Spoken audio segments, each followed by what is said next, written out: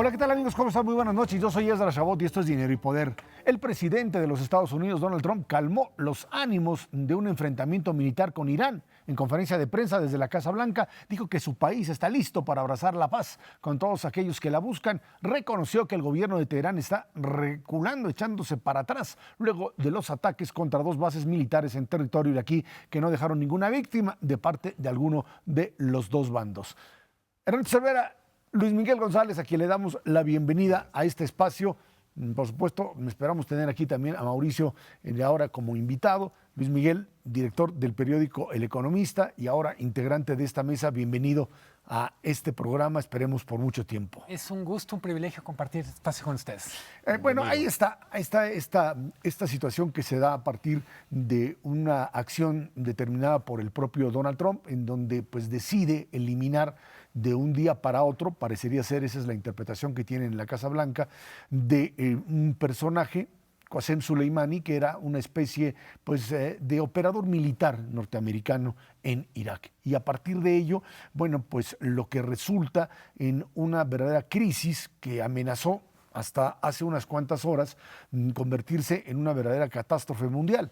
Resulta que finalmente viene esta reacción y en iraní atacan dos bases militares norteamericanas sin que haya bajas de ningún lado. La agresión o agresividad inicial de Trump se limita y hoy tenemos un escenario en donde pues, el riesgo de que los Estados Unidos también abandone el Medio Oriente está presente. El discurso de Trump dice abiertamente, bueno, pues es hora que la OTAN entre ahí a regular, porque hay esta idea de que es mejor estar fuera del Medio Oriente porque ellos ya tienen suficiente petróleo y no lo necesitan, lo que al mismo tiempo empieza a hacer cambiar la regla o las reglas del juego allá en el Medio Oriente, Luis Miguel. El mensaje de Trump fue sorprendente, reveló una faceta estadística que no le conocíamos. Pero es una curita para una hemorragia. La situación después de las primeras escaramuzas es peor de la que era antes. Irán está fuera del acuerdo nuclear. En términos generales, lo dices bien tú, los países de la región están más inseguros de lo que estaban antes. No porque estuvieran seguros en el momento previo al asesinato del comandante militar. Para el mundo significa, desde mi punto de vista, dos cosas: un nuevo foco de preocupación en un año que ya venía cargado y un combustible para los mercados. Vimos una primerísima fotografía, un primer corto avance de la película con movimientos en el petróleo, movimientos en el tipo de cambio, y lo que diríamos es, probablemente vayamos a ver episodios donde regresemos a esta situación a lo largo, si no del año, cuando menos seguramente el primer trimestre. Sin duda alguna quedan muchas incógnitas, quedan huecos. Bueno, tal vez una de las incógnitas que ya no va a estar sobre la mesa es la erraticidad con la que se maneja Trump, y tampoco queda ninguna duda de que pues básicamente se está utilizando esto con propósitos electorales. No es la primera vez que tenemos campaña en los Estados Unidos en un año de reelección en donde se utilizan precisamente estos eventos internacionales sin ton ni son. A diferencia de otros eventos de los Estados Unidos con intervenciones militares en países externos, esta vez es como sin rumbo. Llevamos 4 años en donde Estados Unidos no define su política exterior, no define cuáles son claramente sus intenciones, pero al mismo tiempo con este tipo de intervención y luego decir, no, siempre sí somos cuates, vamos a ver cómo nos arreglamos para que haya paz, queda la duda razonable de fondo. Primero, ¿qué tan realmente armado está Irán? Aparentemente no.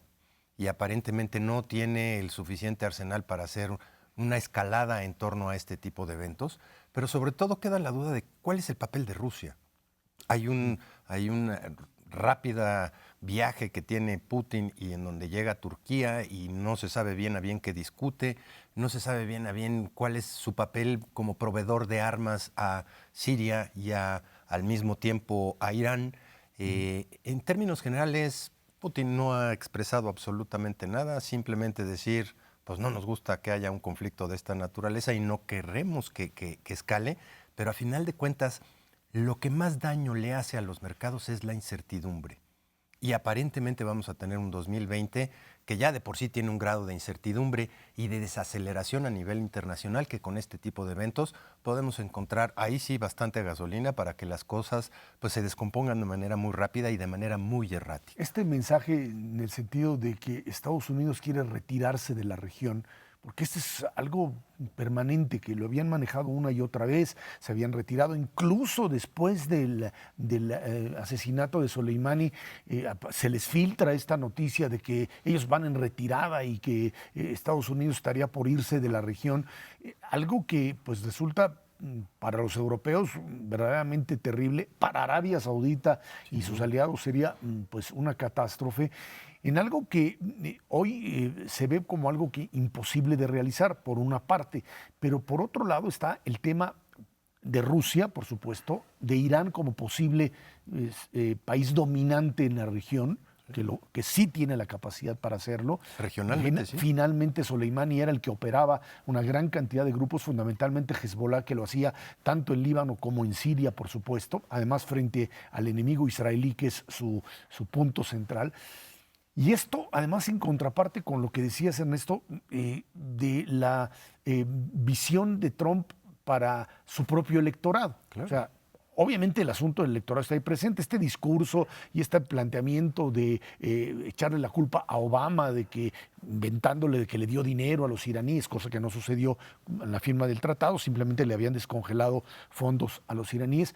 Bueno, la verdad es que termina por servirle como elemento para lanzar una campaña política, la lanzan y creo que ahí está Trump en adelante, pero yo no sé si esto le va a alcanzar en medio de un impeachment, de un juicio político que avanza y que por supuesto tiene la posibilidad de ser parado en el Senado, pero que hoy la Cámara de Representantes en Estados Unidos está votando sobre limitarle al presidente de la Unión Americana su capacidad de declarar guerras. Algo que pues se abrió mucho este abanico desde que George Bush comenzó, incluso George Bush padre, con las operaciones en Irak. Y creo que este es un escenario otra vez que vuelve a traer consigo esta disyuntiva de proceso electoral por un lado y una enorme inestabilidad donde la OTAN y Europa pues se encuentran no digo por primera vez, pero en una situación de alejamiento total en términos de una estrategia común con los Estados Unidos. Tenemos, por decirlo de alguna manera, tres pistas en el circo. Uno es la elección de Estados Unidos. Otro es un reacomodo geopolítico en el Medio Oriente cuyo primer episodio terrible fue la guerra civil en Siria.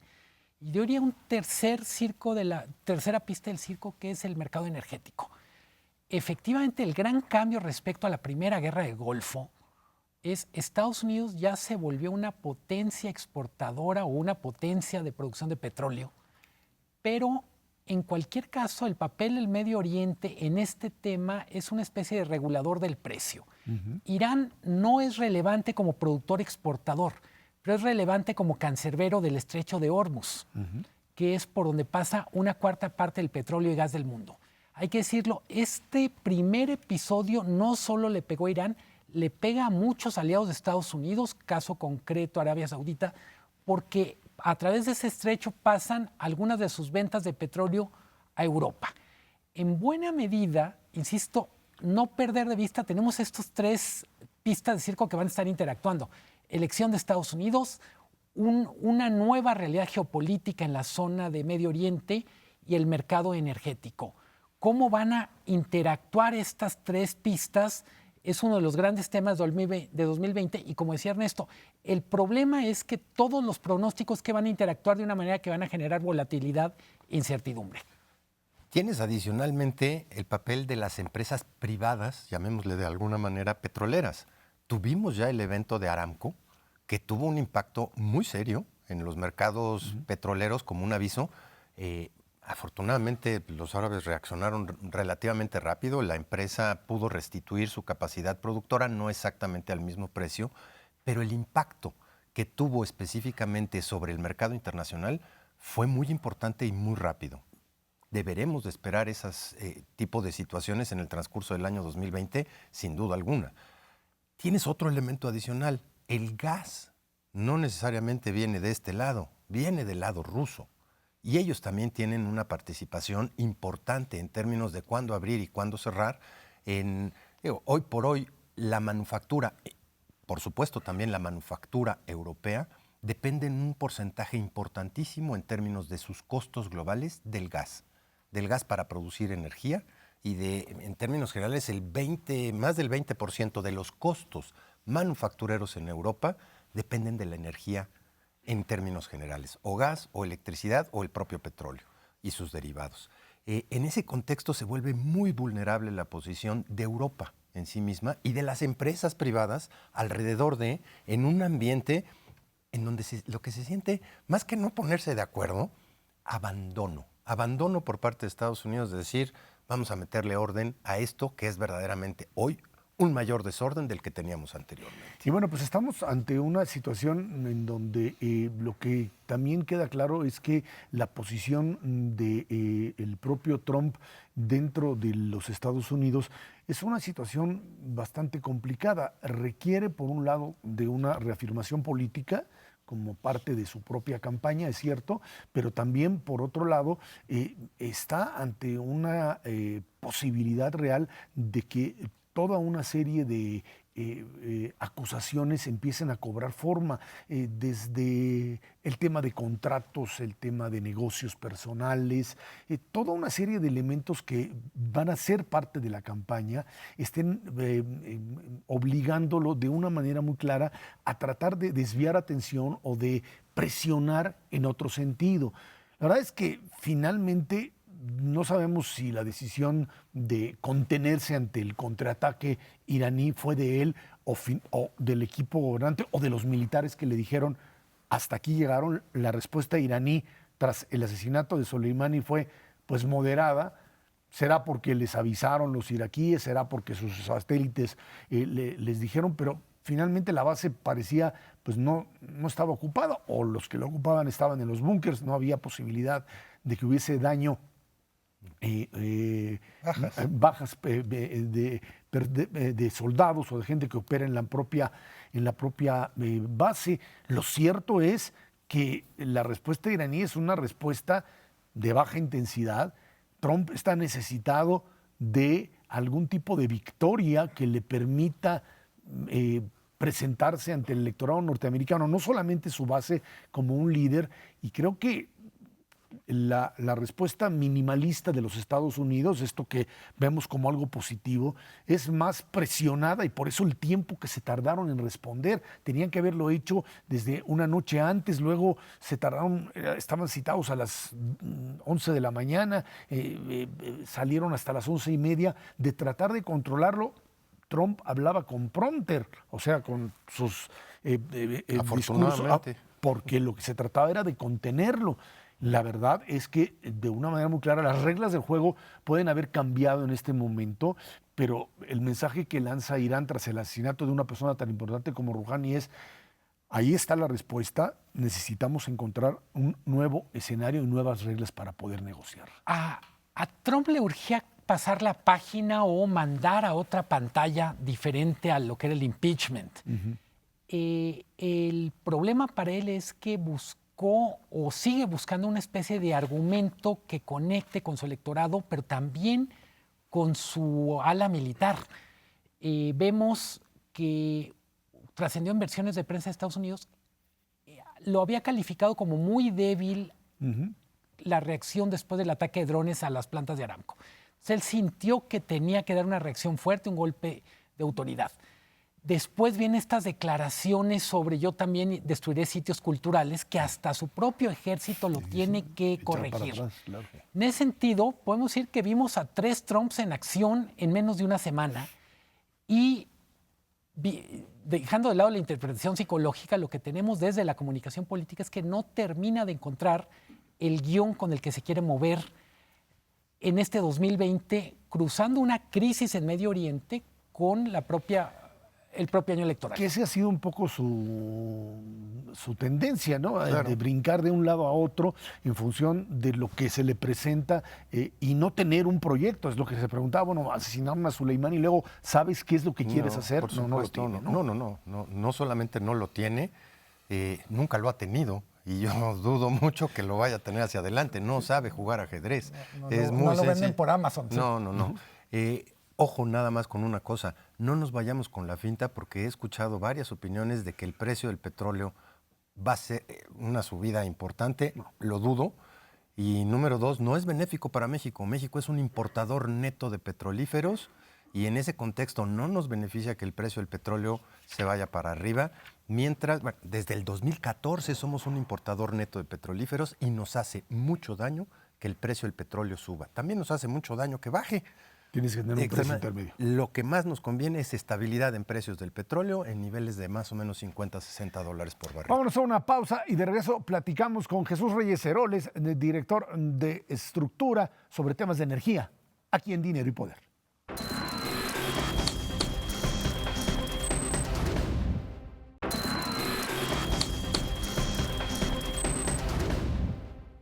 A fin de mes, los días 28, 29 y 30 de enero, se celebrará en el Centro Banamex de la Ciudad de México el Foro Energy México 2020. Entre otros temas, se hablará de las nuevas perspectivas energéticas a nivel global y regional, de la inversión del sector energético mexicano, el desarrollo regional y el desarrollo de los proveedores en la cadena de valor. Para hablar de este tema, nos acompaña en el estudio de Dinero y Poder Jesús Reyes Heroles, presidente de Estructura. Buenas noches, Jesús, gracias por estar aquí con nosotros. Muy buenas noches, muchas gracias, Ezra. En un contexto como el que se está desarrollando en México y en el mundo, este foro trataría un poco de entrar en este debate sobre qué tipo de energías hay que promover, cómo entrar en los mecanismos de sustitución de energías renovables y no renovables y cómo de alguna forma hacer que esto, que es un gran negocio, por supuesto, termine siendo equilibrado con el tema tanto de medio ambiente como también, por supuesto, de esta reconversión industrial que estamos viviendo a una velocidad mucho mayor. El tema automotriz es un tema que está hoy dando la vuelta y en donde ya vemos esta sustitución de electricidad o de gasolina por electricidad. ¿Cómo armar esta nueva estrategia, Chucho? Bueno, mira, primero hay que ver qué está pasando en el mundo, ¿no? O sea, México en ese sentido, por supuesto que no está aislado. Entonces, la primera parte, vamos a tener varias sesiones sobre eso. ¿Qué está pasando con los mercados globales de crudo, con los mercados globales de gas? ¿Qué está pasando con algunos de los conflictos geopolíticos relevantes y ahorita con lo que acaba de suceder en Irán, Irak y los Estados Unidos? Pues es una muestra clarísima del tipo de asuntos que hay que considerar. Y esto te da un marco de referencia para poder también luego ubicar entonces dónde se ubica México. Y de esa manera también responder a las preguntas que tú estás planteando. Hay muchas preguntas sobre hacia dónde está caminando México en materia energética y hacia dónde sería deseable que caminara México en materia energética para poder extraer el mayor valor de los recursos con los que cuenta. Entonces, sí, digamos, ese es el enfoque general. Y uno de los temas es lo que tú estás mencionando y cómo está el asunto de la transición energética, hasta dónde petróleo, hasta dónde gas, hasta dónde energías renovables, etcétera, ¿no? Planteas tú, nos tratamos de contestar la pregunta de dónde está México, a dónde va. ¿Cuál sería, de manera muy breve, tu primera fotografía de esto? Bueno, mira, el caso de México es realmente muy único. Y es muy único porque estaba caminando en la dirección de una reforma energética importante, de calado, como ha habido pocas en el mundo, y de repente hay un giro de política de 180 grados.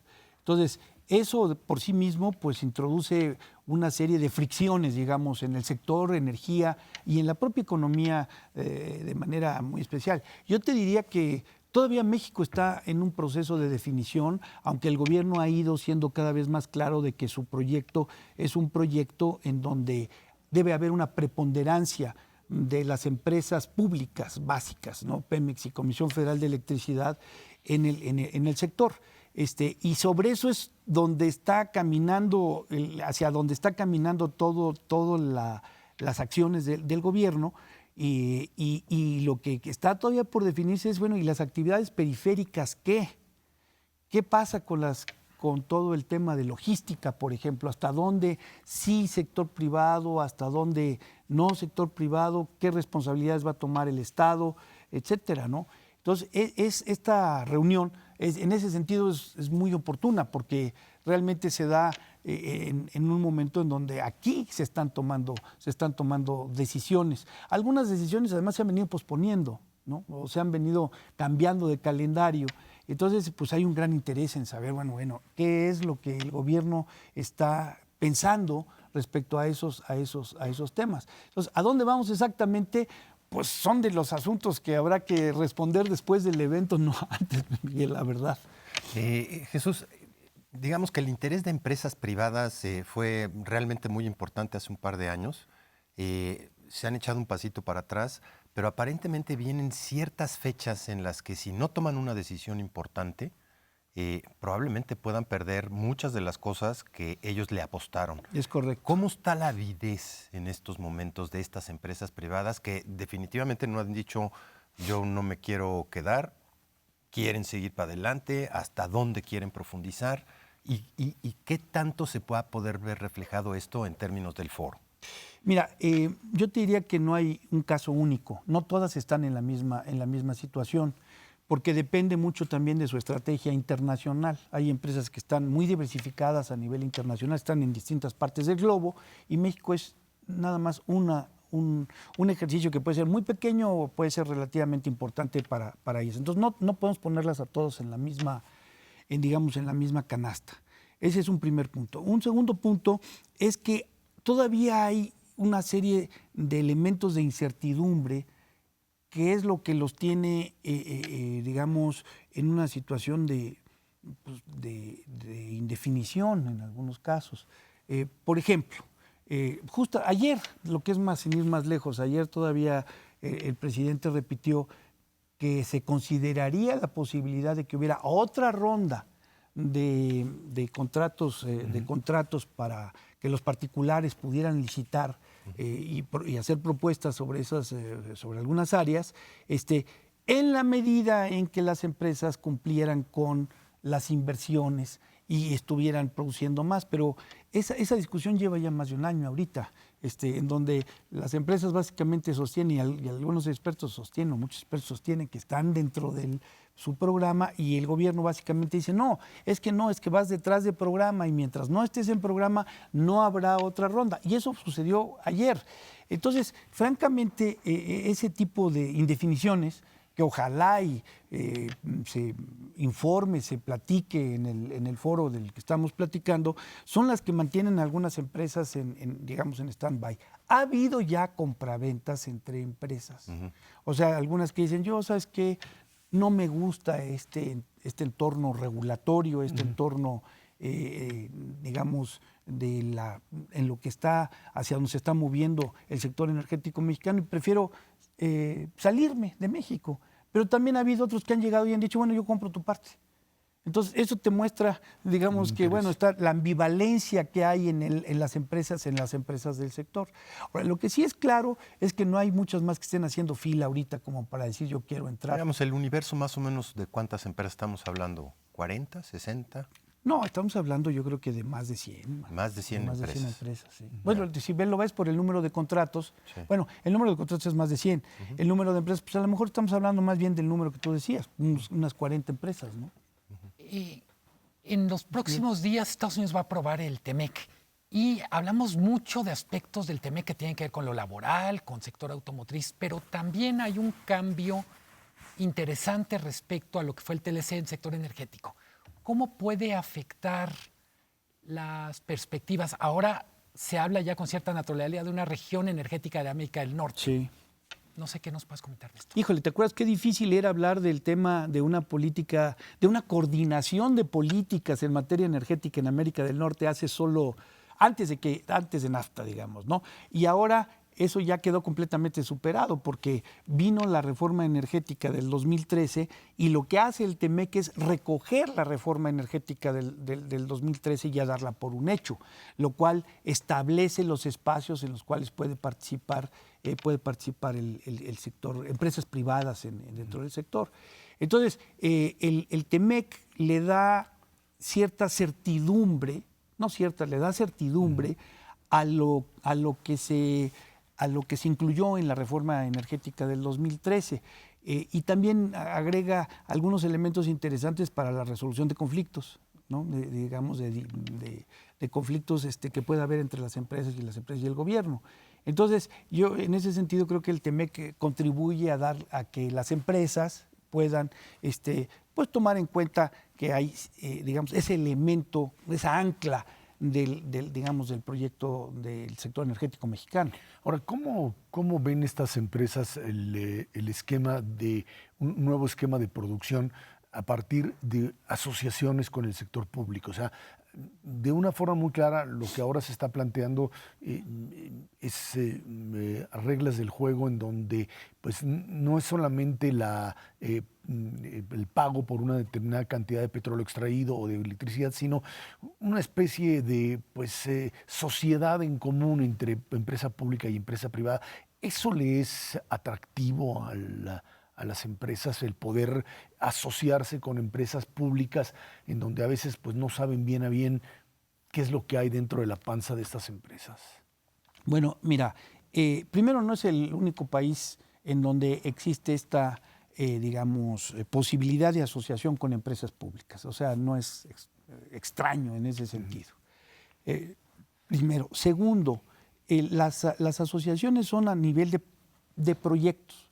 Entonces, no puede uno generalizarlo tampoco, decir no, sí o no.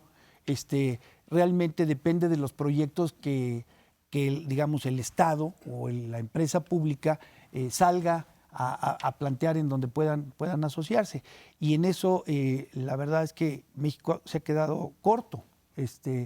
Pemex ha sido, digamos, que no muy proactivo en salir a decir, a ver, aquí tengo estas posibilidades en donde me gustaría asociarme con otras empresas para que le metan capital y también por razones de que traigan y que incorporen tecnologías.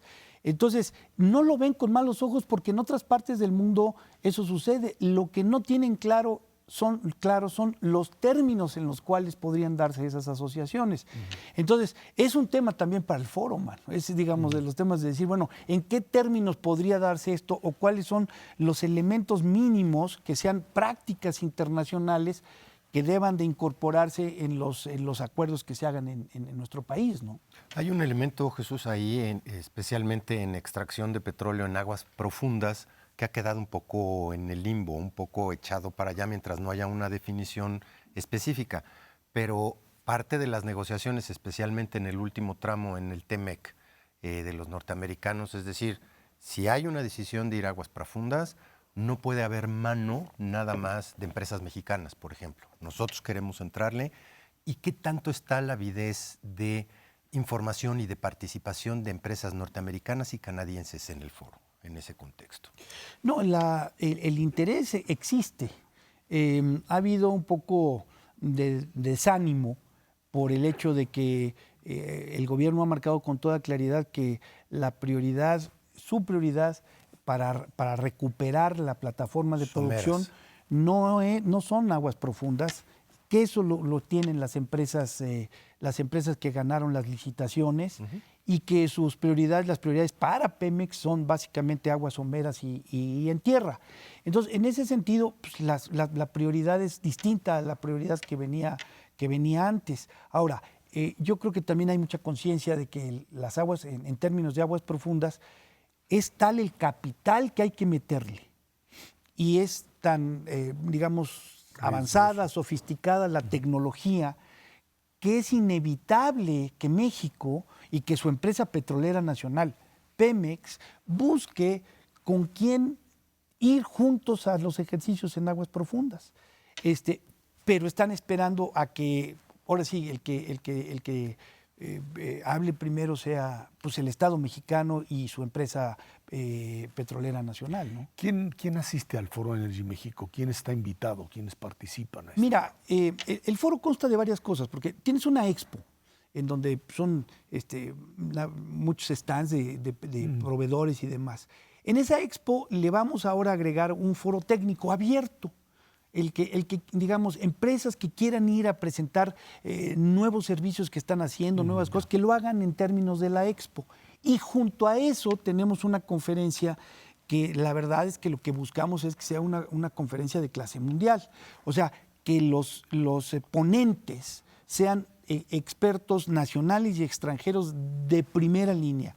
Y entonces los tenemos. O sea, si tú ves el rostro de gentes, pues tienes gentes que vienen de CSIS, tienes gentes que vienen de las principales empresas petroleras internacionales, de la Agencia Internacional de Energía, etcétera, a participar en los paneles correspondientes. Y de mexicanos, pues vamos en alianza con las 5 principales asociaciones de empresas privadas, o sea, la MEXI, la Asociación Mexicana de Gas Natural, la UNEXPO, etcétera. Entonces, con ellos vamos también para hacer de esto que siga funcionando un poco como el evento central en materia de energía en nuestro país para un debate abierto y franco sobre las cosas. Vamos a ver, ojalá y el gobierno llegue con muchos elementos que poner sobre la mesa y temas a discutir, porque los asistentes,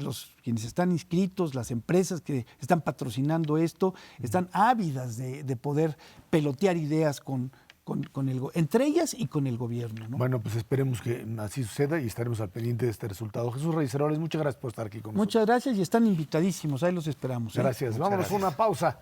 Esto es Dinero y Poder.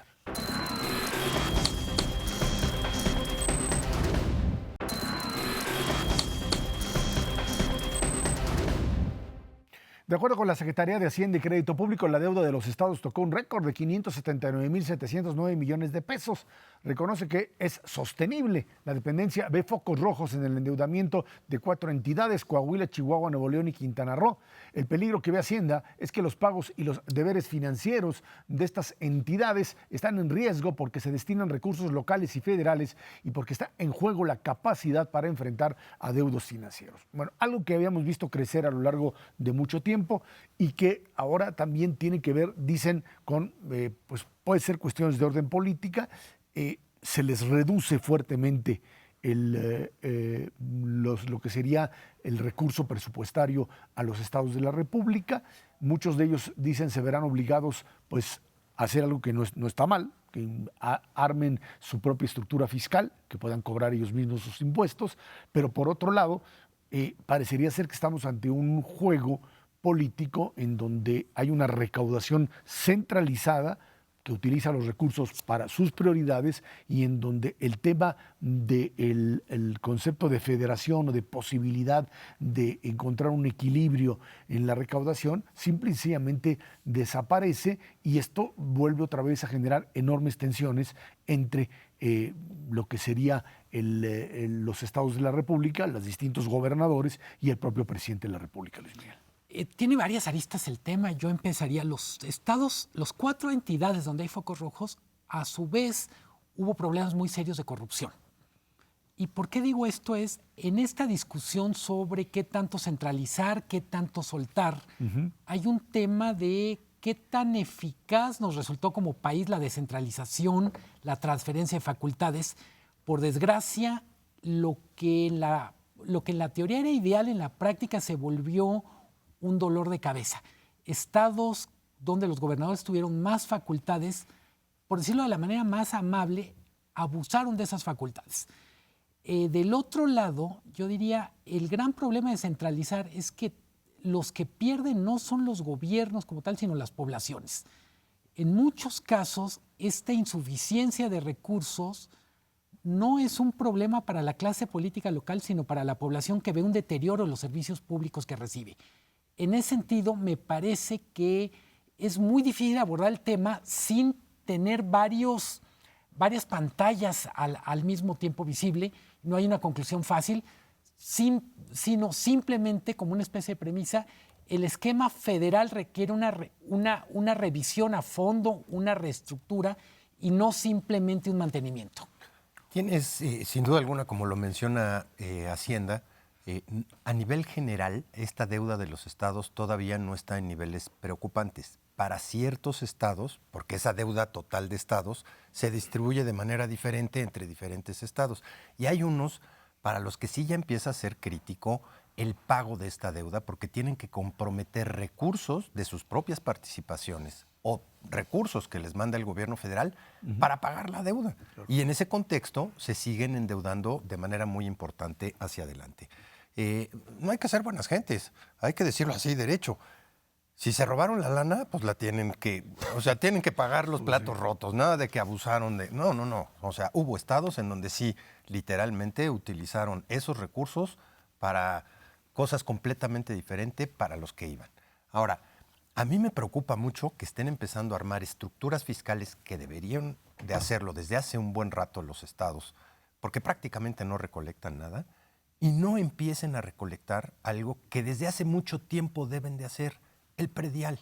El predial, si se cobrara bien, podría representar entre 2,5% y 3% del PIB nacional, y solamente una entidad federativa, la Ciudad de México, es el que lo recolecta, no digamos a nivel de estándares internacionales, pero digamos relativamente bien. El resto de las entidades tienen un margen gigantesco para mejorar su recaudación de predial. Este impuesto los podría sacar de muchísimos problemas y no necesitan hacer un gran esfuerzo, si tienen que tener la decisión política de hacerlo. Dado que políticamente les afecta, empiezan a recurrir a otro tipo de impuestos y eso verdaderamente distorsiona los precios, pero sobre todo distorsiona la posición de las empresas para elegir una entidad u otra. Innecesariamente. Se pueden volver locos y inventar una serie de impuestos pues, a lo que sea, mientras que en el corto plazo puedan subsistir. No les han servido los experimentos que han puesto como impuestos especiales a ciertos productos específicos bajo el disfraz de que son nocivos para la salud, y eso debería estar del lado del gobierno federal. Pues han hecho unos experimentos fallidos, desde luego durante los últimos 7 u 8 años, que al final de cuentas, cuando se dan cuenta el dinero que tuvieron que gastar para hacer una infraestructura de fiscalización es mucho más alto de lo que realmente están recaudando en esa materia. Que se concentren en lo fundamental. Estamos 60-70% por abajo de lo que podríamos recolectar en predial, y ese es un impuesto que va derechito a ellos, no tiene que pasar por toda la parafernalia federal. Siguiendo lo que dice Ernesto, yo diría, hay arreglos relativamente rápidos de la estructura que ya tenemos. Claramente cobrar mejor el predial, revisar algunos impuestos locales que están mal cobrados y que con frecuencia generan distorsiones. El impuesto a la nómina, por ejemplo. Sí. Castigas a quien genera empleos.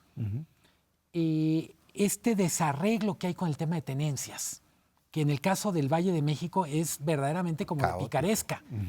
Tienes gente que vive en la Ciudad de México que tiene su coche registrado en Morelos o en el Estado de México para no pagar, para abusar, digamos, de los permisos que hay el sistema. Entonces yo diría, hay arreglos inmediatos a lo que ya tenemos, pero hay una enorme asignatura pendiente, y es reconocer el esquema de coordinación fiscal necesita una revisión profunda donde derechos y obligaciones de estados, municipios y federación se actualicen a la luz de las nuevas realidades y, por supuesto, a la luz de necesidades concretas como es generar mejor atención a la población. Estaba leyendo ayer un artículo en Financial Times. El cambio climático está generando gastos adicionales a los municipios por el tema de inundaciones. Es uno de los grandes temas de finanzas municipales para las ciudades de la costa. Claro. ¿Qué vamos a hacer en México desde el punto de vista de política de ingresos y gasto público?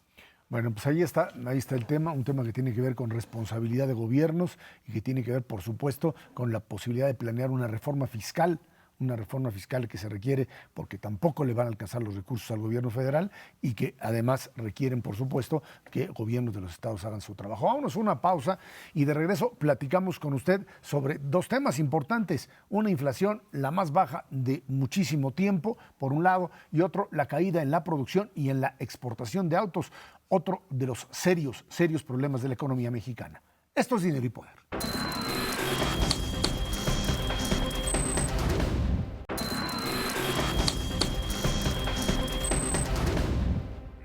La inflación en el país registró en diciembre pasado una tasa anual del 2,83%.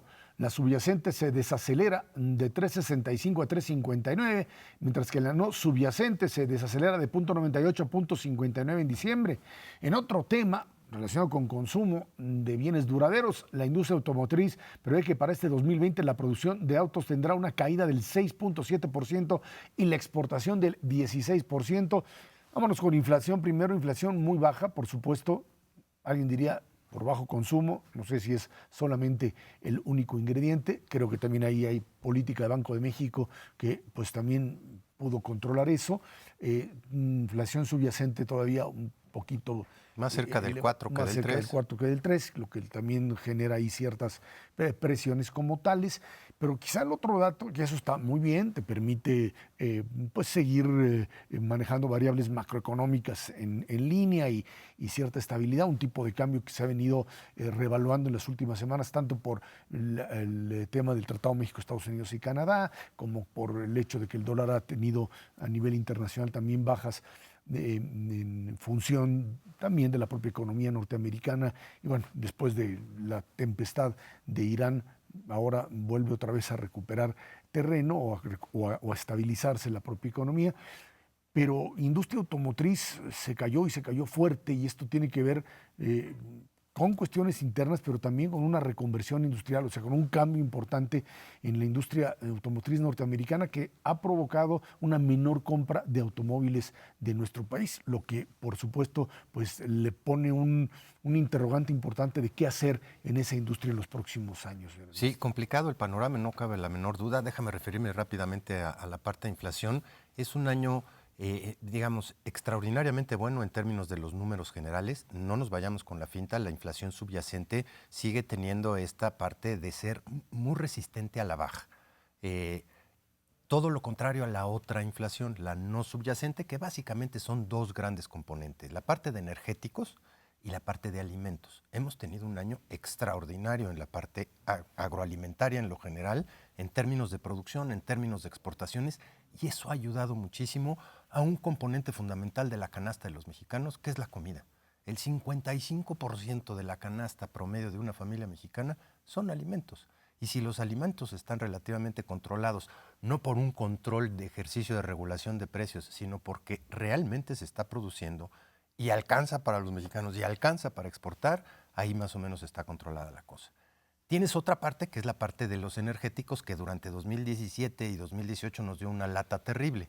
Sí han aumentado los precios de los energéticos, pero a una tasa razonablemente menor, no como en esos 2 años. El 17. El 17 fue una cosa brutal, pero nos duró esa colita de precios brutalmente durante el 2018 también. En el 2019 no, ya se emparejaron.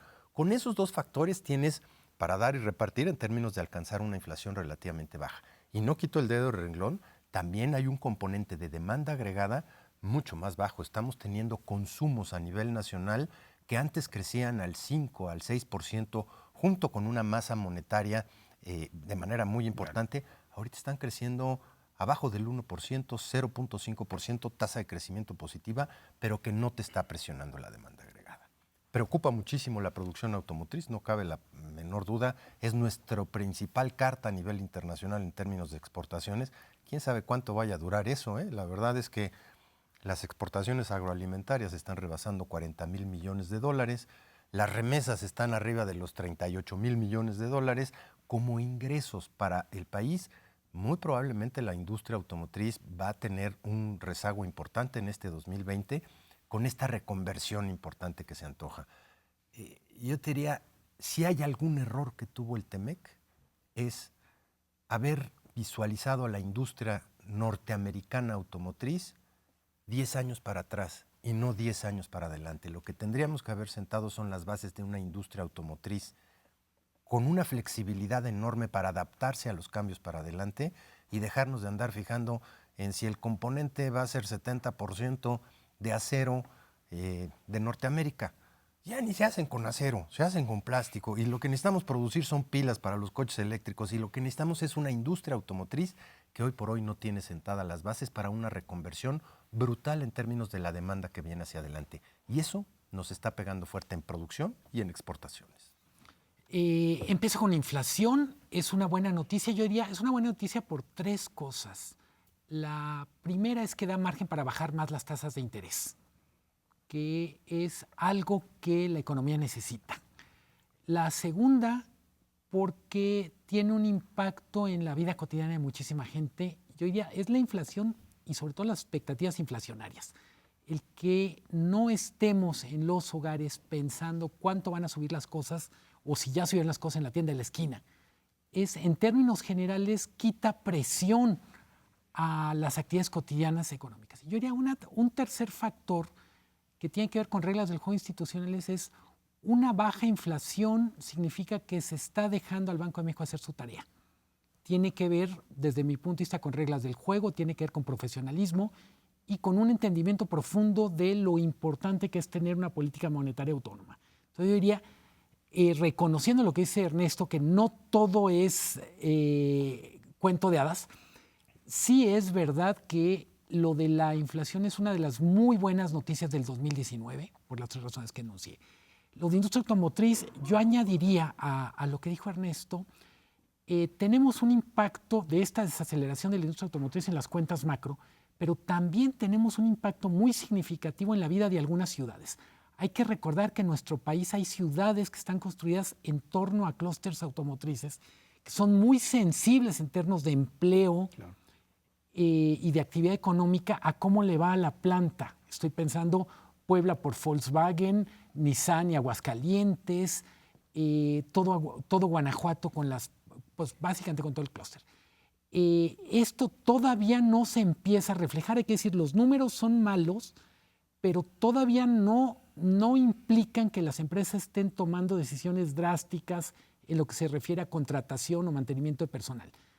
Si los números no se componen, podemos empezar a esperar este tipo de comportamiento que, insisto, probablemente lo veamos mucho más reflejado en la dinámica regional, en la dinámica de algunas ciudades emblemáticas y, por supuesto, coincido con Ernesto, el gran tema es la industria automotriz vivió 2019 como el último año con las reglas anteriores del juego. A partir de 2020, la industria automotriz jugará con reglas TEMEC, que son más complicadas. Al adaptarse al ciclo de descenso de la demanda de Estados Unidos, estará además la obligación de adaptarse a nuevas reglas del juego que, en términos generales, México negoció mantener las plantas que tenemos y perdió algo de competitividad, claro, en lo que van a ser la producción de modelos nuevos, híbridos y eléctricos. Y el tema de los nuevos híbridos te obliga necesariamente a pensar en inversiones que tendrían que darse, habrá que ver si son aquellas que se pueden atraer, bajo el principio de que tienes que asumir que hay que reconvertir totalmente este tipo de plantas. Totalmente. Y dejar de pensar en que el consumo o que la gente va a seguir comprando automóviles a gasolina. Creo que hay algo que es común. Hoy tú puedes adquirir un automóvil a gasolina, es bastante fácil, bueno, el tema de créditos con todo lo que implica, pero tener el automóvil es relativamente fácil, o por lo menos estar en existencia. Buscar híbridos es complicado porque no tienes la misma cantidad de oferta como tal.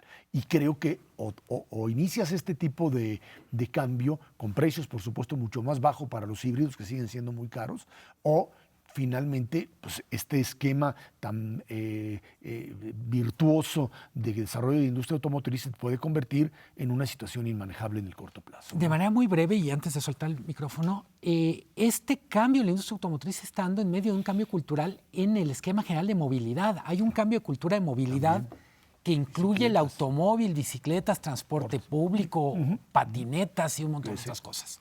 Sí, y yo te diría, independientemente de esta reconversión que debe de incluir la parte de incentivos para la adquisición de este tipo de automóviles, si es que nos preocupa verdaderamente la parte del medio ambiente, hay un elemento adicional si el consumo global está creciendo 0.5, 0.7%, ¿por qué la adquisición de bienes duraderos se está cayendo 10 o 12%? Hay un fenómeno de incertidumbre que ven las familias y que está patente y que todavía no se quita. Para eso puede ayudar una bajada, sin duda alguna, de la tasa de interés. Bueno, pues ahí están los temas, me parece fundamental este tema de reducción de tasas de interés y por otro lado la necesidad de ver la industria automotriz como una industria mucho más dinámica que lo que hasta ahora ha sido. Ernesto Cervera, Luis Miguel González, bienvenido y muchísimas gracias por estar aquí con nosotros. Muchas gracias a usted que nos ve y nos escucha todos los jueves a las 10 de la noche aquí en el 11 Dinero y Poder. Por nuestra parte, muchísimas gracias y muy buenas noches.